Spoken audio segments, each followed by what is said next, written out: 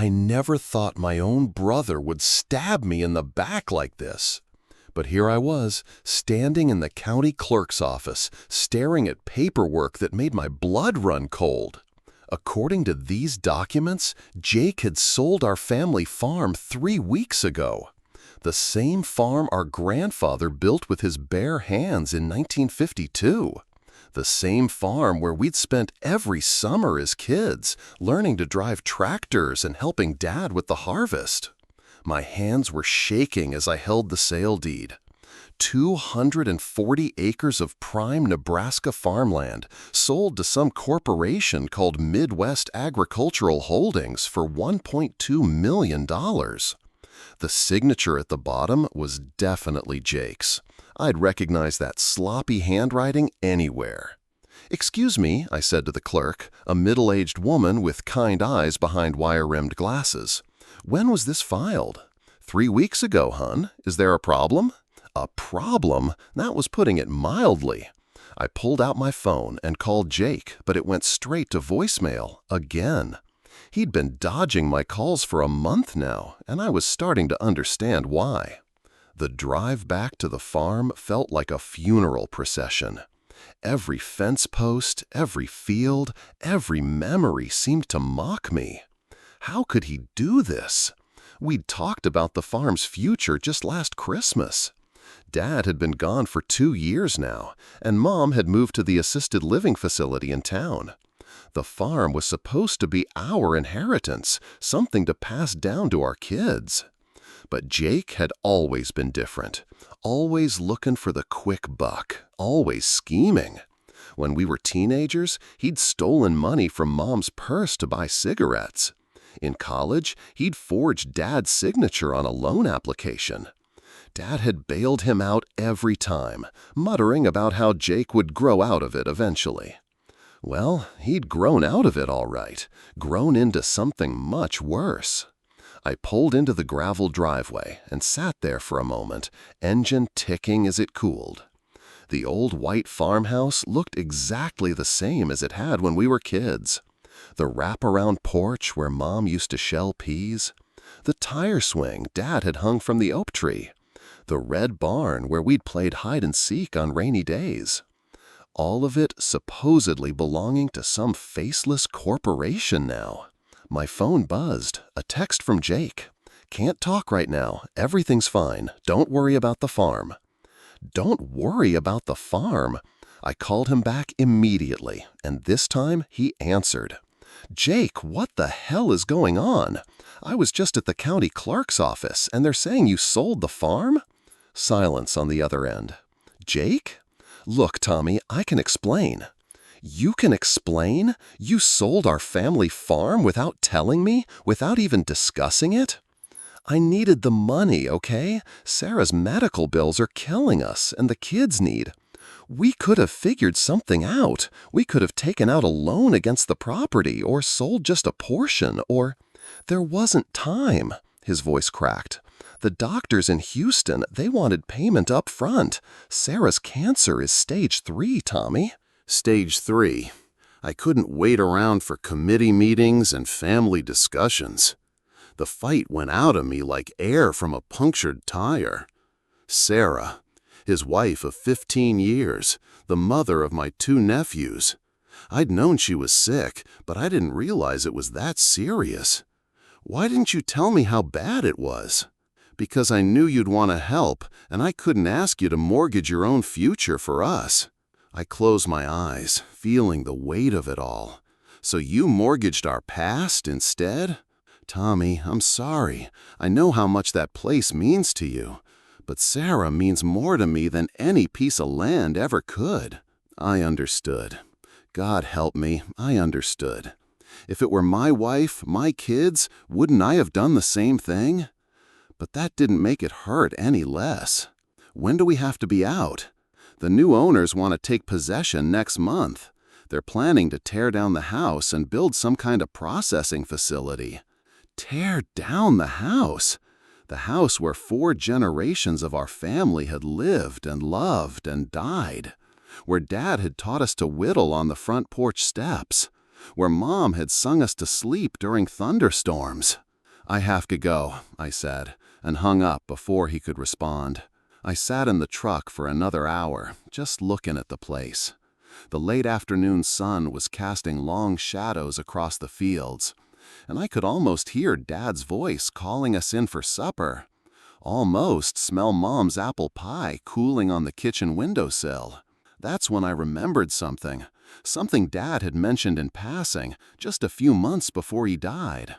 He'd been going through old papers in his study, muttering about lawyers and documents and making sure everything was in order. I'd been half listening, more concerned with helping him sort through decades of accumulated junk. But now, sitting here in the driveway of a farm that supposedly no longer belonged to us, his words came back to me with crystal clarity. "Tommy," he'd said, holding up a thick manila envelope, "if anything ever happens to me, if there's ever any confusion about the farm, you make sure you check the safe. The combination is your mother's birthday. Everything important is in there." The safe! I'd completely forgotten about the old Mosler safe in Dad's study. We'd used it to store important documents when we were kids, birth certificates, insurance policies, that sort of thing. But I hadn't opened it since Dad's funeral. I ran up the porch steps and fumbled with the front door key. Inside, everything was exactly as we'd left it. Mom's china cabinet in the dining room, Dad's reading chair by the window. The smell of Old Spice and coffee and something indefinably homey. Dad's study was at the back of the house, a small room lined with bookshelves and farming journals. The safe sat in the corner, looking like a miniature bank vault. I knelt down and entered Mom's birthday, 04-15-1943. The heavy door swung open with a satisfying click. Inside the safe, manila folders were stacked neatly, each one labeled in Dad's careful handwriting. Insurance policies, tax records, military discharge papers from his time in Vietnam. And there, at the bottom of the stack, was the thick envelope he'd been holding that day. My hands were trembling as I pulled it out. Written across the front in Dad's distinctive script were the words, "Farm deed, original, for Tommy." For Tommy, not for Tommy and Jake, just for Tommy. I tore open the envelope and pulled out a sheaf of legal documents. The first page was a property deed, dated just 6 months before Dad's death. But this wasn't the deed that Jake had used to sell the farm. This was something else entirely. According to these documents, Dad had transferred ownership of the farm to me, and only me, in what lawyers call a transfer on death deed. It was a legal instrument that allowed him to maintain control of the property during his lifetime, but ensured that it would pass directly to me upon his death, bypassing probate and any potential disputes. The key phrase jumped out at me. "Upon the death of the grantor, title to the above-described property shall vest immediately and solely in Thomas Michael Harrison, with full rights of ownership and possession." Solely in Thomas Michael Harrison, not jointly with Jake, just me. I rifled through the other documents, my heart pounding. There was a letter from Dad's attorney explaining the arrangement. Apparently, Dad had been concerned about Jake's financial irresponsibility and had decided to ensure that the farm would be protected from any future creditors or poor decisions. But the most damning document was a photocopy of the original deed that Jake had used to sell the farm.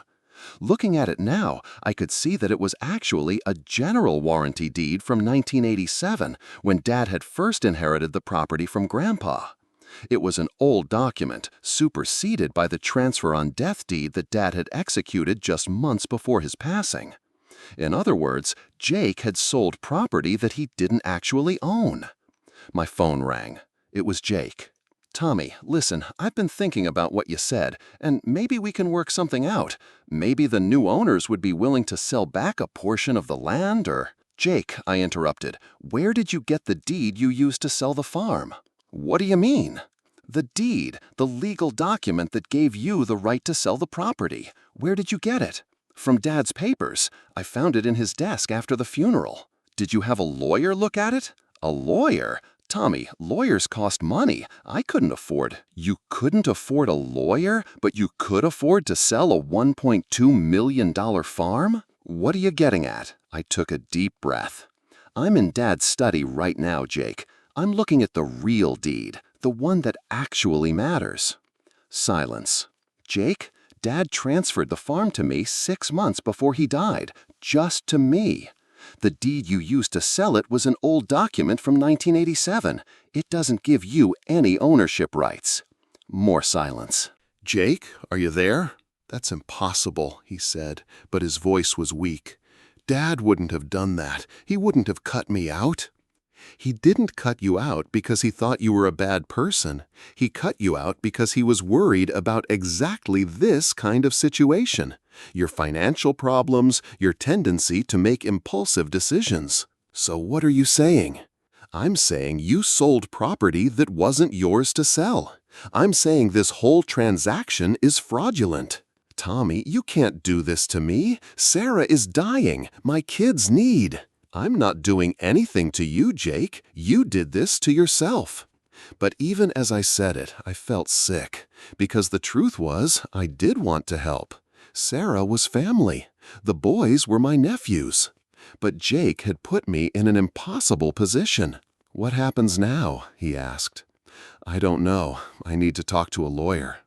The people who bought the farm, they're going to want their money back. That's between you and them. Tommy, I don't have $1.2 million. I spent it all on Sarah's treatment. My heart sank. Of course he had. The money was gone, probably scattered across a dozen different hospitals and specialists and experimental treatments. Even if I wanted to let the sale stand, even if I was willing to sacrifice the farm for Sarah's sake, it was too late. The legal mess was already too complicated. I have to go, I said, and hung up. I spent the rest of the evening going through Dad's papers, trying to piece together his intentions. There were letters to his attorney discussing his concerns about Jake's financial situation. There were copies of documents showing Jake's previous debts and poor decisions. And there was a handwritten note, clearly meant for me, explaining his reasoning. Tommy, the note read, I know this might seem unfair to Jake, but I've watched him struggle with money his whole life. I've bailed him out more times than I can count, and it never seems to help. The farm is more than just property. It's our family's legacy. I can't bear the thought of it being lost because of poor financial decisions. I'm trusting you to do the right thing, whatever that might be. Do the right thing. But what was the right thing? Protect the farm that had been in our family for 3 generations? Or help my brother save his wife's life? I called my own lawyer the next morning. Jim Patterson had handled Dad's will and estate planning, and he knew our family situation well. Jim, I need your help. Jake sold the farm, but I don't think he had the legal right to do it. Slow down, Tommy. Tell me what happened. I explained the situation, faxing over copies of all the relevant documents. Jim called me back within an hour. You're right, he said. The transfer on death deed is valid and properly executed. Jake had no ownership interest in the property when he sold it. This is a clear case of fraud. What are my options? Well, you could have the sale voided and demand return of the property. The corporation that bought it would have to seek restitution from Jake. And if Jake doesn't have the money? Then they're out of luck. That's the risk you take when you don't do proper due diligence. I thought about it. Some faceless corporation losing money didn't bother me too much. But Jake would probably face criminal charges for fraud, and Sarah would lose her medical care. Is there any other option? You could choose not to contest the sale. You could let it stand and walk away. But then I lose the farm. Yes, but Jake would be off the hook legally. I spent the next 3 days driving around the county, thinking. I drove past the old swimming hole where we'd spent hot summer afternoons, past the cornfield where we'd gotten lost as kids, scared and calling for Dad until he found us. Every road held a memory. Every field told a story. On the fourth day, I drove to the regional medical center in Omaha where Sarah was receiving treatment. I found Jake in the waiting room, looking like he'd aged 10 years in a week. "How is she?" I asked. "Better. The doctors think the treatment is working." He looked up at me, and I could see the fear in his eyes. "Tommy, I'm sorry. I'm so damn sorry. I know you are. What are you going to do?" I sat down next to him. "I'm going to make you a deal." "A deal?" Jake looked at me suspiciously. "What kind of deal?" "I'm going to let the sale stand. I'm not going to contest it legally." His face went through a dozen different expressions. Relief, confusion, suspicion, hope. "Why? Why would you do that?" "Because Sarah is more important than land. Because those boys need their mother. Because, despite everything, you're still my brother." Jake's eyes filled with tears. "Tommy, I don't know what to say. Don't say anything yet. Because there are conditions." "What kind of conditions?" "First, you're going to pay me back. Maybe not all at once, maybe not for 20 years, but you're going to pay me back every penny." "But I don't have." "You don't have it now, but you will. You're going to get clean, Jake. You're going to stop gambling, stop making stupid investments, stop living beyond your means. You're going to get a job, a real job, and you're going to work your ass off to pay me back." Jake nodded, wiping his eyes. "Okay, what else?" "Second, you're never going to lie to me again. About anything, ever. If you're in trouble, you come to me. If you need help, you ask. No more secrets, no more deception. I promise. And third, you're going to help me save something from the farm before they tear it down." "What do you mean?" "The corporation doesn't want the house or the outbuildings. They just want the land. So we're going to salvage what we can. The mantelpiece that Grandpa carved, Mom's rose garden, Dad's workshop, anything that can be moved." Jake was quiet for a long moment. "Where will you put it all?" "I don't know yet. Maybe I'll buy a small place somewhere. Maybe I'll just store it until I figure things out. This is really happening, isn't it? The farm is really gone." "Yeah," I said. "It's really gone." We sat in silence for a while, watching nurses and visitors walk by. Finally, Jake spoke up. "You know what the worst part is? I didn't even try to find another way. I just panicked and made the worst possible decision. People make mistakes when they're scared. This wasn't a mistake, Tommy. This was a choice. A selfish, stupid choice. Maybe, but it's done now. We have to live with it." A doctor appeared in the doorway. "Mr. Harrison, your wife is asking for you." Jake stood up, then looked back at me. "Come meet her. She's been asking about you." I followed him down the hallway to Sarah's room. She was sitting up in bed, looking pale but alert. The chemotherapy had taken her hair, but her eyes were bright. "Tommy," she said, reaching for my hand, "I'm so sorry. I know what the farm meant to you." "Don't apologize," I said. "You focus on getting better.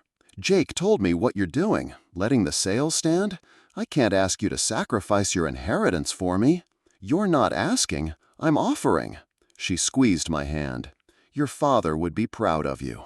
I wasn't so sure about that. Dad had gone to great lengths to protect the farm from exactly this kind of situation.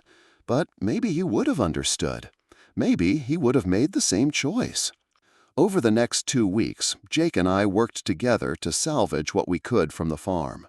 We carefully removed the hand-carved mantelpiece and the oak staircase banister. We dug up Mom's prize-winning rose bushes and replanted them in temporary containers. We dismantled Dad's workshop piece by piece, cataloging every tool and remembering the projects we'd worked on together. The hardest part was the family cemetery.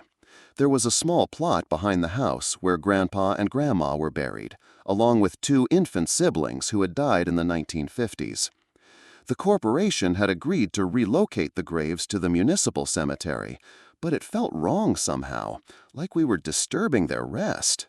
"They're not really here," Jake said, reading my thoughts as we watched the workers carefully exhume the remains. "They're wherever families go when they're together." When did you become so philosophical? When I almost lost everything that mattered. The new owners were surprisingly accommodating. The CEO of Midwest Agricultural Holdings, a man named Robert Chen, even stopped by during the salvage operation. "I understand this property has been in your family for generations," he said. "I'm sorry we couldn't work out some kind of arrangement." "What exactly are you planning to do with it?" I asked. "Food processing facility. We're partnering with several local farms to create a regional distribution center. It should bring about 200 jobs to the area." 200 jobs? I tried to feel good about that, tried to see it as progress. But all I could think about was the tire swing that was being cut down, the porch where we'd shelled peas. "Will you keep any of the original structures?" "I'm afraid not." The soil study shows some contamination from old farming practices. Nothing dangerous, but enough that we need to do a complete environmental remediation. Everything has to go. Everything has to go. 4 generations of family history reduced to a line item in a corporate environmental report. But I kept those thoughts to myself. The deal was done, the farm was gone. All that was left was to figure out how to move forward. I rented a storage unit in town and carefully arranged all the salvaged items. The mantelpiece, the staircase banister, boxes of family photographs and documents, Dad's tools, Mom's china, a century of accumulated memories reduced to a 10 by 20 storage space. Jake helped me load the last of it, both of us sweating in the afternoon heat. "What now?" he asked. "Now you get back to your wife, and you start living up to your promises." "And you?" "I don't know. Maybe I'll travel. Maybe I'll buy a small place somewhere. Maybe I'll just start over." "Tommy, I know I have no right to ask this, but will you stay in touch? Will you be part of the boys' lives?" I looked at my brother, really looked at him. The gray in his hair, the lines around his eyes, the weight of his mistakes written across his face. He was still the same person who had stolen from Mom's purse, who had forged Dad's signature, who had sold our family farm behind my back. But he was also the same person who had taught me to ride a bike, who had covered for me when I broke Mom's favorite vase, who had stood by my side at Dad's funeral. "Yeah," I said, "I'll stay in touch." We shook hands, and I could feel the calluses on his palms, the same calluses we'd both developed working alongside Dad in the fields. Some things, I realized, couldn't be sold or stolen or lost. Some things lasted no matter what. The next morning, I drove past the farm one last time. The bulldozers were already there, pushing over the old oak tree, tearing down the barn. I didn't stop to watch. Instead, I kept driving, heading west toward the interstate, toward whatever came next. In my rearview mirror, I could see the dust cloud rising from the demolition. But I could also see something else, something that surprised me. I could see Jake's truck, parked on the side of the road, watching the destruction of our childhood home. And I realized that maybe, just maybe, we weren't so different after all. 6 months later, I was living in a small apartment in Denver, working as a project manager for a construction company. It wasn't the life I'd planned, but it was honest work, and it kept me busy enough that I didn't spend every waking moment thinking about the farm. Jake called me every Sunday, just like he promised. The first few calls were awkward, too much history, too much hurt. But gradually, we found our rhythm again. He'll tell me about the boys' soccer games, about Sarah's improving health, about the accounting job he'd found at a local firm. And I'd tell him about the mountains, about the construction projects I was overseeing, about the small ways I was building a new life. "I got my first paycheck from the new job," he said during one of our calls. "It's not much, but I'm sending you $100. "Jake, you don't need to." "Yes, I do. We agreed. $100 a month until I've paid you back everything." I did the math. At $100 a month, it would take him 1,000 years to pay me back the full $1.2 million. But that wasn't really the point. The point was that he was trying. "How's Sarah doing?" "Better, much better. The doctors say the cancer is in remission. She's talking about going back to work part-time." "That's great, Jake. I'm really happy for you." "Tommy, I have something to tell you, something I think you'll want to know." "What?" "I went by the old farm yesterday. The processing facility is almost finished." I wasn't sure I wanted to hear this. Every time I thought about the farm, I felt like I was picking at a scab that wouldn't heal. "They have a memorial garden," Jake continued. "Robert Chen, the CEO, he had them preserve the old cemetery and create a little memorial garden around it. There's a plaque with the family names and dates. It's actually quite nice." "A memorial garden?" "Yeah, and get this, they kept the old oak tree, the one with the tire swing. They built the whole facility around it. It's right in the middle of their employee parking lot." Despite myself, I smiled. Dad would have liked that. "There's more. Chen wants to meet with you. He has a proposition." "What kind of proposition?" "He wouldn't say, just that he has an idea that might interest you." I wasn't sure I wanted to hear any propositions from the man who had torn down my childhood home, but curiosity got the better of me. "Give me his number." I called Robert Chen the next day, and he invited me to come see the completed facility.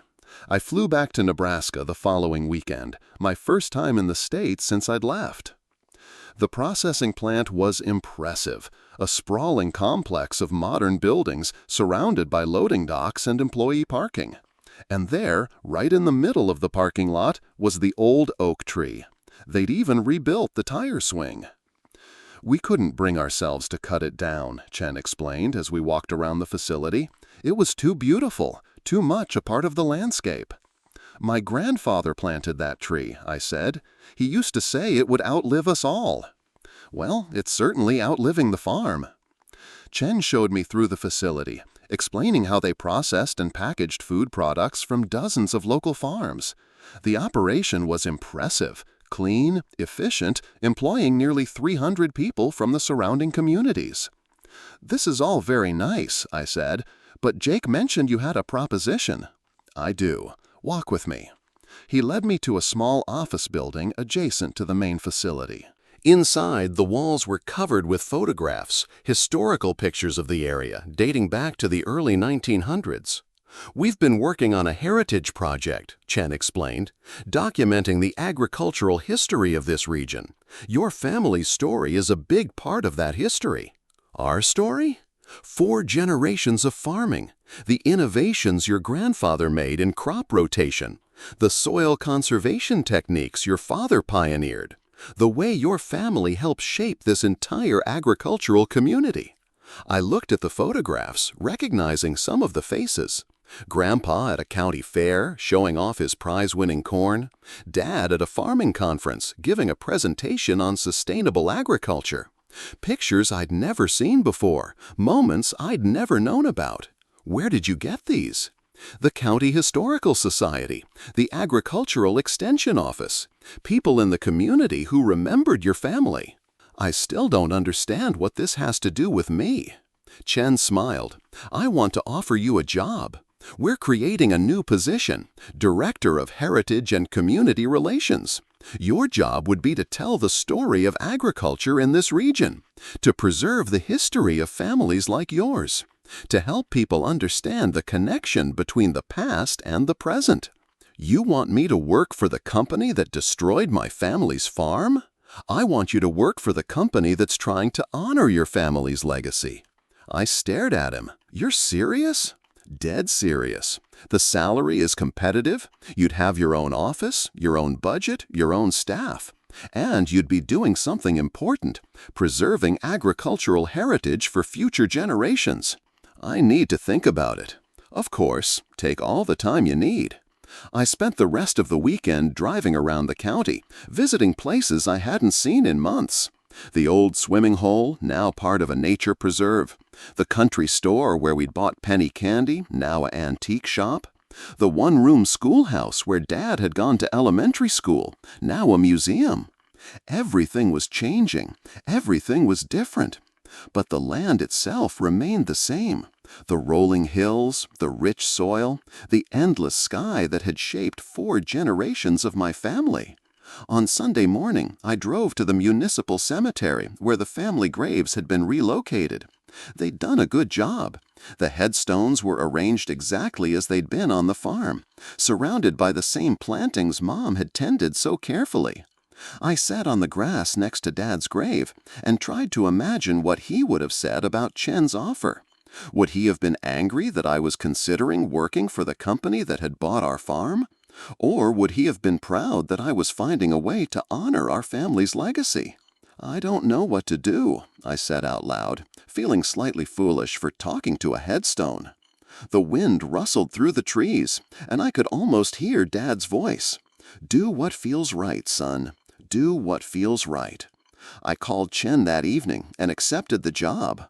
Jake was waiting for me at the airport when I flew back to finalize the details. He looked different, healthier, more confident, like he'd found his footing again. So you're really moving back? Looks like it. I'll be living in town, not on the farm. But yeah, I'm coming home. Sarah wants to cook you dinner to celebrate. I'd like that. We drove through the familiar countryside, past fields that were green with spring corn, past farmhouses that looked exactly the same as they had when we were kids. Some things, I realized, don't change. Some things endure. Tommy, Jake said as we pulled into his driveway, I want you to know something. I'm not the same person who sold the farm. I've learned from my mistakes. I know you have. And I'm going to pay you back. Every penny. It might take 20 years, but I'm going to do it. I believe you. There's something else, something I want to give you. He reached into his glove compartment and pulled out a small wooden box. I found this when we were cleaning out Dad's workshop. I've been saving it for the right moment. Inside the box was a brass key, old and tarnished. I recognized it immediately. The key to the front door, I said. Dad had it made special. Look at the engraving. I held the key up to the light. Etched into the brass were the words, "Home is where the heart is." Chen said you could have it, Jake added. The key to the original front door. He saved it from the demolition. I closed my fingers around the key, feeling its weight. It was just a piece of metal, but it represented something more. The idea that home isn't just a place, it's a feeling. A connection to the people and memories that shape us. Thank you, I said. Thank you for giving me a second chance. 2 years later, I was standing in the conference room of the Midwest Agricultural Holdings headquarters, presenting the annual Heritage Report to the board of directors. The room was filled with executives in expensive suits, but I wasn't nervous. I'd found my calling. Agricultural heritage isn't just about the past, I explained, clicking through slides of historical photographs and modern farming techniques. It's about understanding the foundation that current agriculture is built upon. It's about honoring the families who shaped this land while embracing the innovations that will feed future generations. The presentation went well. Later, as I was packing up my laptop, Robert Chen approached me. Excellent work, Tommy. The board was impressed. Thank you. I'm proud of what we've accomplished. And I was. In 2 years, we'd created a comprehensive archive of agricultural history for the region. We'd interviewed hundreds of farming families, documented traditional techniques, and created educational programs for local schools. We'd even established a scholarship fund for young people pursuing careers in agriculture. There's something else I wanted to discuss with you, Chan said. We've been thinking about expanding the Heritage Program. Opening similar facilities in other regions. That sounds ambitious. It is, and would want you to head up the expansion. It would mean more travel, more responsibility, and a significant salary increase. I thought about it. The opportunity was tempting, but I'd grown attached to this place, to the work we were doing here. Can I think about it? Of course. But there's one more thing, something I think you'll find interesting. He handed me a thick folder. The Peterson farm is going up for sale. It's adjacent to where your family's farm used to be. 80 acres, including the old farmhouse. I opened the folder and looked at the photographs. It was a beautiful property. Rolling hills, a creek running through the back pasture, a white farmhouse that looked remarkably similar to the one I'd grown up in. Why are you showing me this? Because I think you might be interested in buying it. And because the company would be willing to help with the financing. Consider it a retention bonus. I stared at the photographs, my mind racing. 80 acres wasn't much by modern farming standards, but it was enough. Enough to have a garden, maybe some livestock. Enough to feel connected to the land again. "I'll think about it," I said. That evening, I called Jake to tell him about the opportunity. The Peterson place. I remember that farm. We used to play there with the Peterson kids when we were young. The house needs work, but the land is good. Are you thinking of farming again? Maybe, part-time. I could keep the heritage job and farm on weekends. That sounds like Dad talking. Maybe it is. There was a pause on the other end of the line. Then Jake said, "Tommy, there's something I need to tell you. About the money." "What about it?" "I've been saving more than just the $100 a month. Sarah's been working, and we've been living pretty frugally. I've got almost $20,000 saved up." I was stunned. "Jake, that's fantastic, but you don't need to." "Yes, I do, and I want to use it to help you buy the Peterson farm. I can't let you do that. You can't stop me. It's my money, and I'll spend it how I want." "But what about your family? What about emergencies?" "We'll be fine. Sarah's cancer is gone, completely gone. The boys are healthy. We're in a good place now, and it's because of what you did for us." I felt tears welling up in my eyes. "Jake, I don't know what to say." "Don't say anything. Just think about it. Think about having a piece of land again. Think about being able to walk out your front door and see the same sky that Dad used to see." I visited the Peterson farm the next weekend. The house was indeed run down. Peeling paint, a sagging front porch, windows that needed replacing. But the bones were good, and the land was beautiful.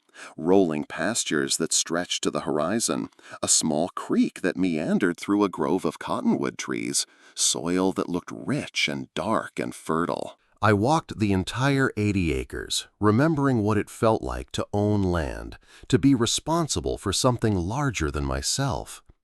By the time I got back to my truck, I'd made my decision. The paperwork took 3 weeks to finalize. Jake insisted on contributing his $20,000 as a down payment, and Chen arranged for the company to provide a low-interest loan for the remainder. When I signed the deed, my hands were shaking. "Congratulations," the realtor said. "You're now a landowner again." A landowner. It felt strange and wonderful and terrifying all at once. Jake helped me move in, along with Sarah and the boys. We carried boxes from my apartment, along with all the salvaged items from the storage unit.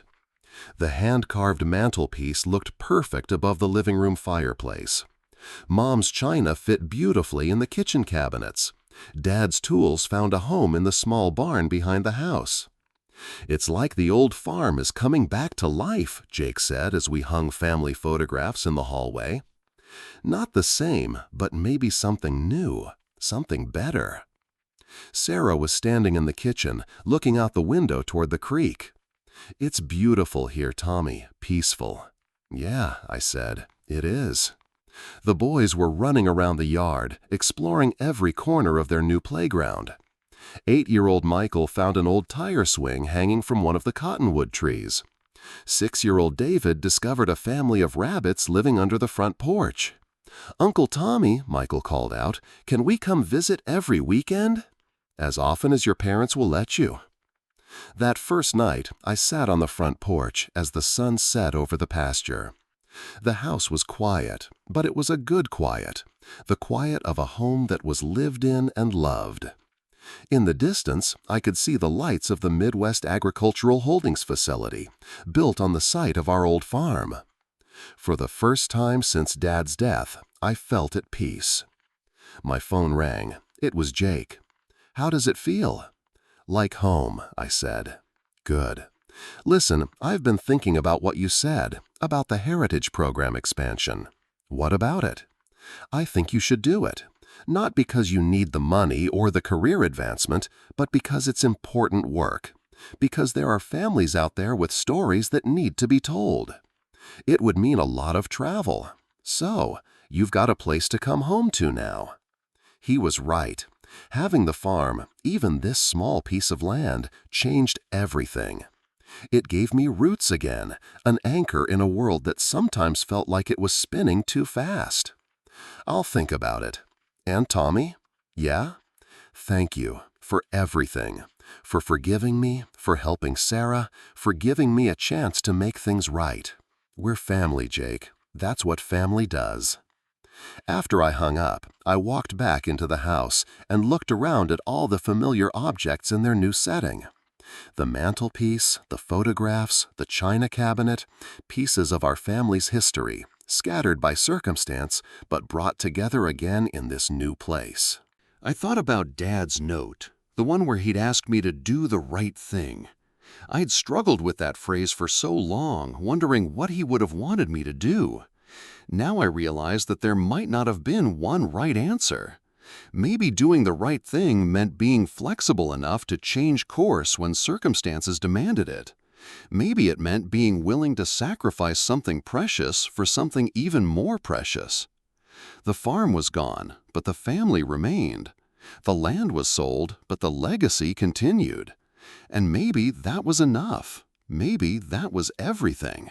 5 years after buying the Peterson farm, I was standing in the same field where Jake and I had once helped Dad harvest corn, but now it was part of the Midwest Agricultural Holdings complex. I was there for the dedication of the Heritage Center, a beautiful building that housed our growing collection of agricultural artifacts and historical documents. The ceremony was well attended. Local farmers, company executives, county officials, and dozens of families whose stories we'd helped preserve over the years. Jake was there with Sarah and the boys, now 13 and 11 and tall enough to help me with weekend farm chores. Ladies and gentlemen, Robert Chen said from the podium, 5 years ago, when we first broke ground on this facility, we knew we were changing the landscape of this community. What we didn't know was how much this place would change us. I smiled, thinking about how much had changed indeed. The Heritage Program had expanded to 6 states, documenting the stories of hundreds of farming families. I'd traveled extensively, but always came home to my 80 acres, to the house that now felt more like home than anywhere I'd ever lived. Today, we're dedicating this Heritage Center not just to the past, but to the future, Chen continued, to the idea that progress doesn't have to mean forgetting where we came from. After the ceremony, I walked with Jake to the memorial garden where our family graves were located. The landscaping had matured beautifully over the years, and the memorial plaque had been expanded to include more information about the families who had farmed this land. Dad would be amazed by all this, Jake said, reading the plaque that described our grandfather's pioneering work in soil conservation. I think he'd be proud that his story is being told. Not just his story, our story, the whole family's story. We stood there in comfortable silence, watching employees from the facility walking past on their lunch break. Many of them stopped to read the memorial plaques, to sit under the old oak tree with its rebuilt tire swing. "I have some news," Jake said eventually. "Good news, I hope." "The best. Sarah is officially 5 years cancer-free as of last month. The doctors say she's cured." "Jake, that's incredible." "And there's more. I've been promoted to senior accountant at the firm. The salary increase means I can bump up my payments to you. I'm thinking $500 a month instead of $100. I shook my head. "You don't need to do that." "Yes, I do. I want to. At $500 a month, I'll have everything paid back in about 200 years instead of 1,000. We both laughed at the absurdity of it, but the laughter was warm, comfortable, the kind of laughter that only comes from a relationship that's been tested and proven strong. "There's something else," Jake said, his tone growing more serious. "Something I've been wanting to tell you for a long time." "What?" "I know you think you lost the farm, but you didn't. You saved it. Jake, the farm is gone. This processing plant is sitting right on top of where our house used to be. The buildings are gone, the physical structures, but the farm, the real farm, is still here. It's in this memorial garden. It's in the Heritage Center. It's in the stories we tell about the people who worked this land. It's in the oak tree that's still growing, still providing shade for people to gather under. I looked around at the bustling facility, trying to see it through Jake's eyes. And it's in what you've built on the Peterson place, he continued. It's in the way you're teaching my boys to plant a garden, to care for animals, to understand where food comes from. It's in the way you're preserving agricultural history for future generations. I never thought of it that way. You saved the farm by letting it go. You saved our family by forgiving me. You saved Sarah's life by sacrificing your inheritance. If that's not doing the right thing, I don't know what is. Later that evening, I drove home to my own farm, past fields that were green with summer corn. The Peterson place had evolved over the years into something uniquely mine. I'd restored the house farm, painted it white with green shutters like our childhood home. I'd expanded the garden and added a small herd of cattle. I'd even planted an oak tree in the front yard. It was still just a sapling, but someday it would provide shade for future generations. As I pulled into the driveway, I could see smoke rising from the chimney. My girlfriend, Ellen, was probably making dinner. We'd met at a heritage preservation conference 2 years ago, and she'd moved in 6 months ago.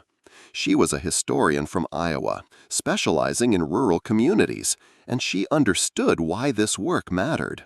"How was the dedication?" she asked as I walked into the kitchen. "Good, really good. A lot of people showed up. I'm proud of you, of what you've built here." I looked around the kitchen, Ellen's coffee mug on the counter, her books stacked on the windowsill, her jacket hanging on the hook by the door. Signs of a shared life, of a future being built together. "Ellen, I've been thinking." "About what?" "About expanding again. Not the heritage program, something personal." "What do you mean?" I pulled out the brass key that Jake had given me years ago, the key to our original farmhouse door. I'd had it made into a necklace, and I wore it every day as a reminder of where I came from. "I mean, this place is big enough for a family, if you're interested." She smiled, the kind of smile that lights up a room. "Are you asking what I think you're asking?" "I'm asking if you'd like to help me plant some roots, literally and figuratively."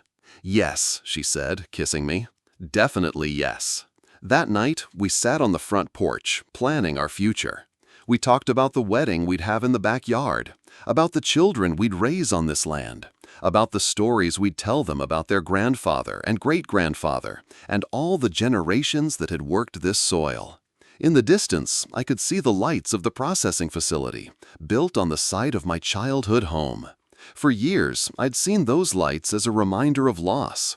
But tonight, for the first time, I saw them as something else, a reminder that life goes on, that change is inevitable, but that the important things endure. The important things, like family, like forgiveness, like the understanding that sometimes the only way to save something is to let it go.